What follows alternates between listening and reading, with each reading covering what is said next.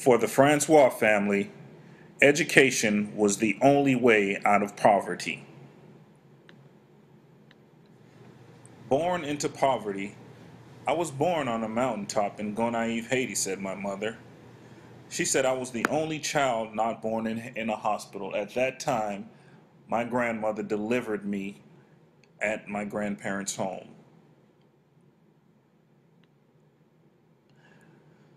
My father one day decided that he had enough of the politics in Haiti and decided that we needed to move and he wanted to give us a better life. My father sold all of his property and animals for an opportunity for us to live in America. Welcome to Little Haiti. It's not quite what I expected. We migrated to Miami, Florida when I was 4 years old.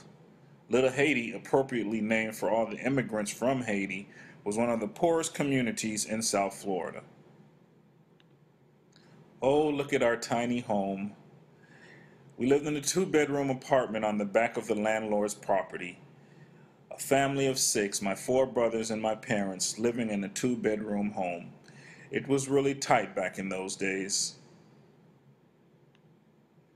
I had to start school, and my first experience with education in America was Morningside Elementary, a school in Little Haiti. Things started off pretty rough for a kid born in Haiti. Kids can be really cruel. Yes, I was teased. I felt alienated by my classmates. My brothers and we were in fights every day after school. It was tough, a tough adjustment period for my brothers and I. Oh, but things could get worse. This was probably one of the turning points in our lives. We made the Miami Herald unexpectedly.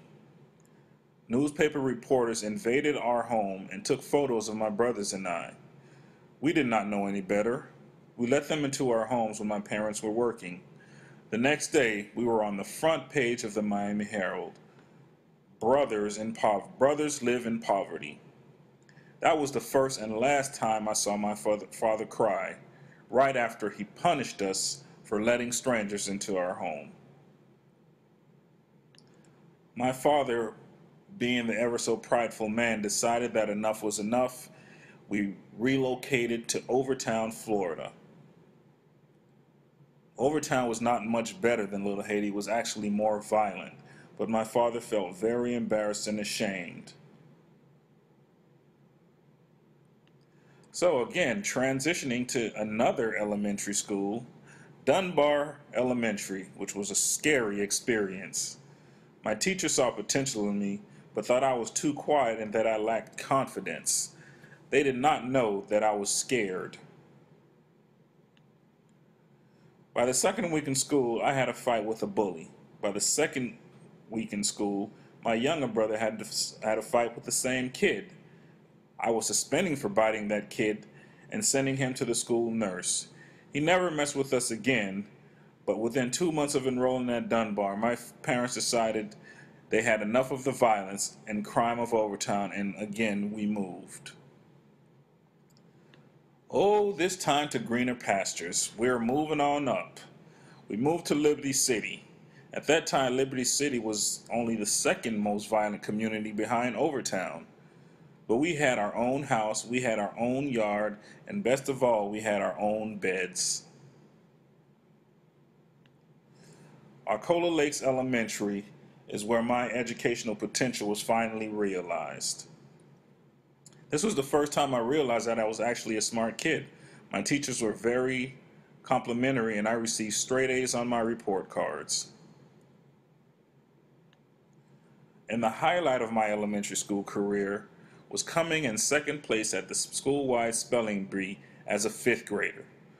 Who would have ever thought that a Haitian immigrant would have accomplished this? I went toe-to-toe with the smartest sixth grader in the school, Trey Evans.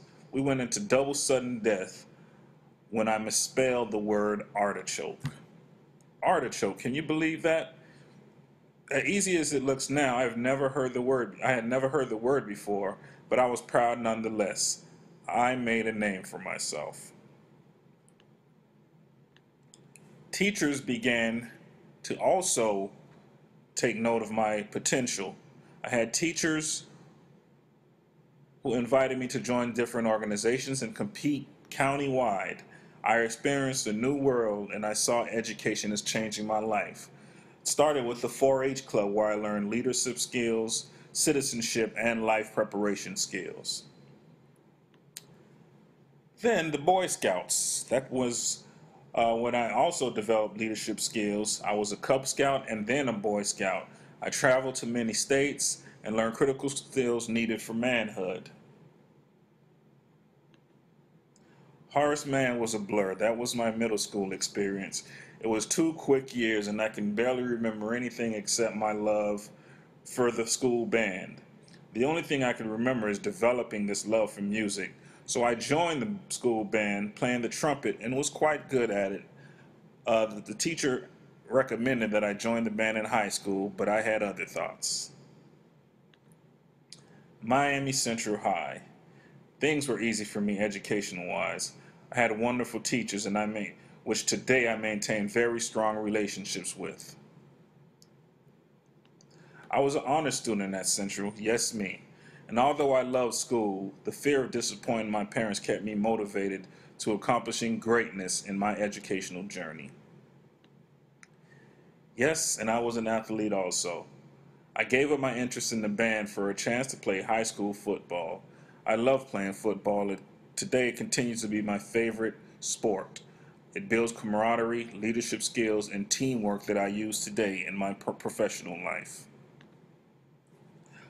At the end of my athletic career, I earned many accolades. The one I was most proud of was being a scholar athlete as a senior. Although I was a better scholar than an athlete, I still earned a number of athletic scholarships from universities. Graduation day, how phenomenal. I finally made it through high school and my parents were crying and my family was just so proud. But my counselor said that this was only the beginning, Francis, and to accomplish my goals I would need to go further in my education. My education found me at Knoxville College in Tennessee. Good old KC. I must have really loved football at the time. I turned down an academic scholarship to one of the most prestigious HBCUs in the country, FAMU, to attend Knoxville College. Knoxville was in the backwoods of Knoxville, Tennessee. I only played 2 short years of football. I came to the realization that I was not that good, and I was only 5'6". 5'6" players do not make it to the National Football League, so I was done chasing that dream. Party! Now that football was over, ain't nothing but tutti frutti, get on the floor if you got that booty. Oh yeah. I decided to join my college life to the fullest. I never saw this back in Miami. Get funky. And what is college without girls, girls, girls? I love girls, girls, girls, girls. Yes, that was a part of the college experience. But I was having a little too much fun and noticed that my grades started slipping.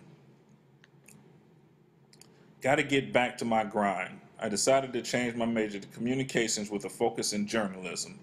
I found my passion, and my advisor redirected my educational path. I became the editor-in-chief of the school paper and decided to tackle some tough issues that plagued Knoxville College, much to the administrator's chagrin. But students were now reading the paper and change started happening on campus. I did it! Yes, although the administration tried to hold me back because of my radicalness, I managed to graduate with a 3.5 and earn Editor of the Year for historically black colleges and universities. My professional and educational journeys led me to Union Institute and University.